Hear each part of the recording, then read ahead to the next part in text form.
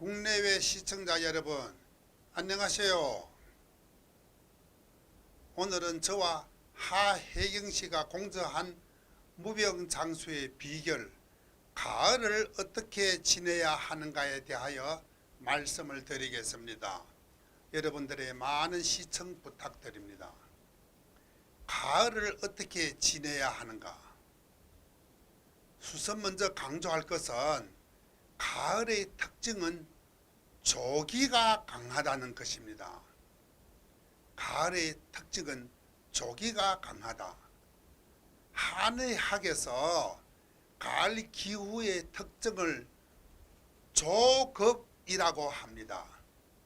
여기서 급은 조기의 성격을 두고 이야기하는 것입니다. 조기의 성격은 소렴입니다. 소렴은 급속히 쫄아든다는 뜻이지요. 조는 불화변이지요. 즉 건조하다는 조자입니다. 이 뜻은 뜨거운 열기로서 응렴, 즉 쫄아들었다는 뜻이지요.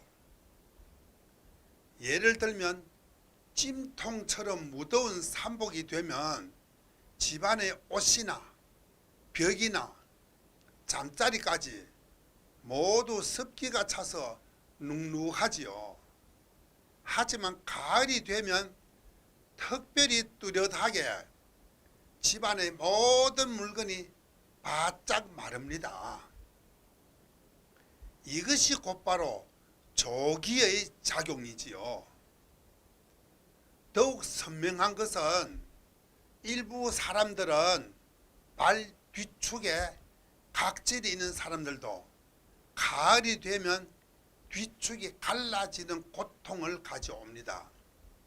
이 모든 것이 모두 가을의 조기에서 빚어진 결과입니다. 가을이 되면 우리는 흔히 하늘은 높고 기분은 상쾌하다 라고 비유하는 동시에 또한 가을은 천고마비의 계절이라고 하지요. 가을 하늘이 유난히 높은 이유는 곧바로 조기가 형성되어 습기를 말려버려 없앴기 때문에 구름이 없으니까 하늘이 높아 보이고 또한 건조한 열기에 구름이 밀리어서 높이 쫓겨가 있기에 가을 하늘이 특별히 높아 보이는 원인입니다. 조기는 오행에서 금에 속합니다. 건조하고 남은 물건은 굉장히 단단하지요. 이것이 바로 수렴이고 이것이 바로 금기의 특징입니다. 한마디로 말해서 금속을 졸이고 졸이면 순금이 되는 도리이지요. 동시에 가을이 되면 남자들은 비추하지요. 남자는 비추한다.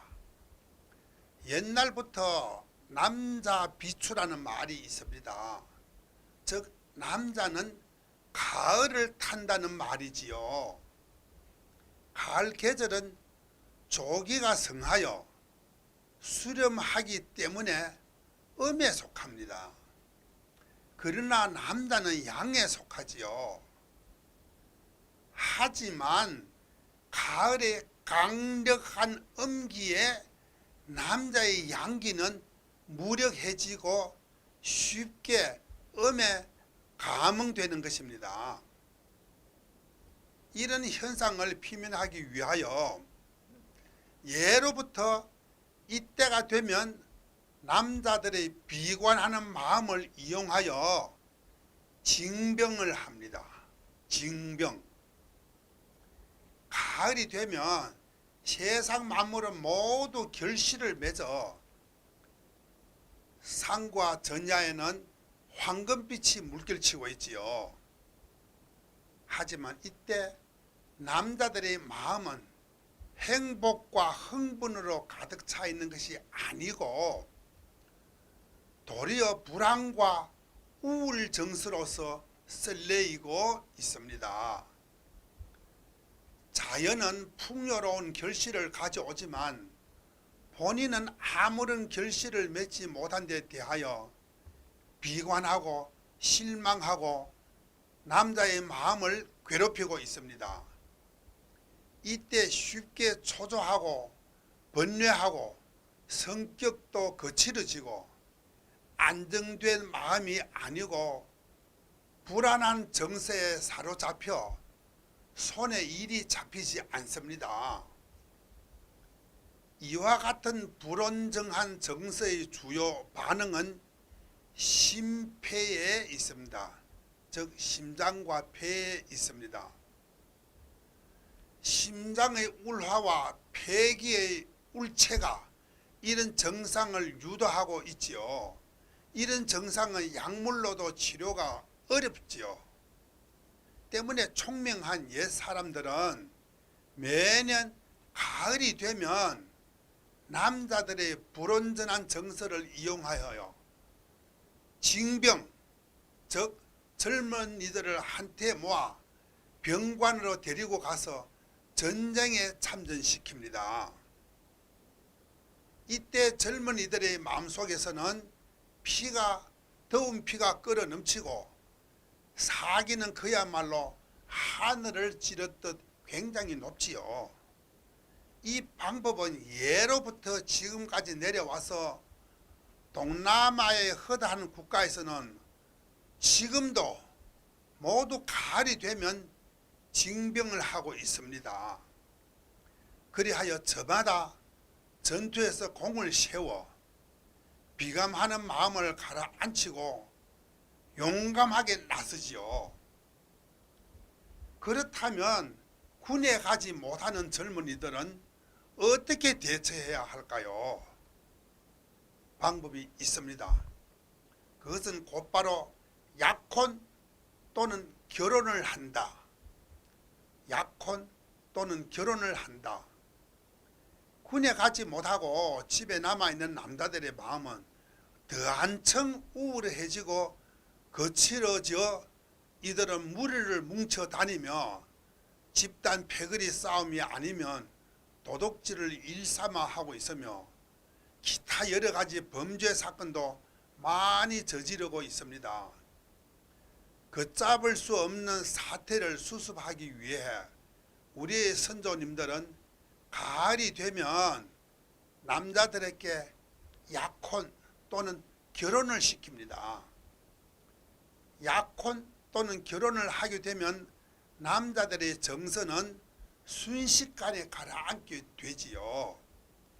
곁에 사랑하는 여인이 지켜주고 있으면 남자의 강한 양기는 음기의 동반하에 자연적으로 누그러들고 부드러워지게 되지요.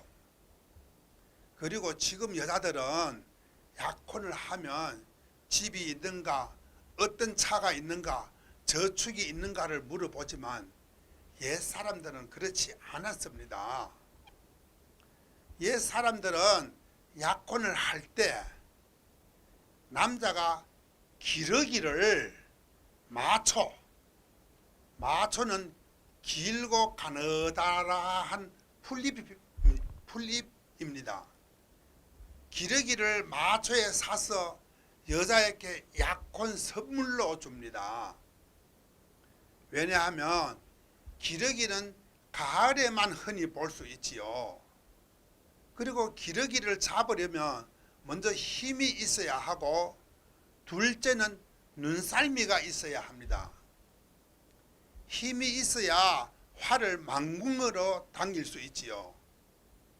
이것은 신기와 폐기가 충족하다는 뜻이고, 묘준을 잘한다는 것은 간경이 활성화하다는 뜻입니다. 이것은 한 사람의 능력과 실력 그리고 무병하고 건강하다는 증명이지요. 징병도 좋고 약혼 결혼도 좋고 이 모든 것은 모두 가을에 강력한 조기를 말살하려는 의도에서 나온 것입니다. 조기를 눌려야만 남자들의 정상적인 심리 상태와 온전한 정서를 유지할 수 있기 때문이지요.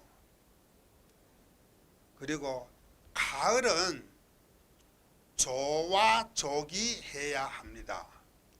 조와 조기. 가을에는 반드시 조와 조기 해야 합니다. 즉 일찍 자고 일찍 일어나야 합니다. 늦어도 10시쯤은 자리에 누워서 11시부터는 간담의 기기를 보강하여야 합니다. 가을 계절은 음에 속하고 아침에 찬란한 햇빛은 양에 속하지요. 이렇게 음양의 조화를 이루하는 것은 음에 속하는 가을의 조기를 억누르고 가라앉히는 것이 자연의 수법이죠. 때문에 아침 일찍 일어나 산책을 하며 아침 양기를 마음껏 받아야 마음과 건강에 유익합니다. 그리고 아무리 술을 좋아하는 애주가라도 이 시간에는 잠을 자야지, 그렇지 않고 계속하여 술이나 마시고 아니면 허무한 게임에 몰두하여 밤을 지새우면 간 담에 크나큰 영향을 주게 됩니다. 오늘날 많은 남자들의 지방간을 위주로 한 간 질환은 날로 심각해지고 있습니다. 이것은 모두 자신의 불량한 생활 습관이 병을 불러오고 있다고 볼 수 있습니다. 오늘 이렇게 무병장수의 비결, 가을을 어떻게 지내야 할까에 대하여 말씀을 드렸습니다. 다음은 무병장수의 비결, 겨울을 어떻게 지내야 할까에 대하여 말씀드리겠습니다. 여러분들의 많은 시청 부탁드립니다. 감사합니다.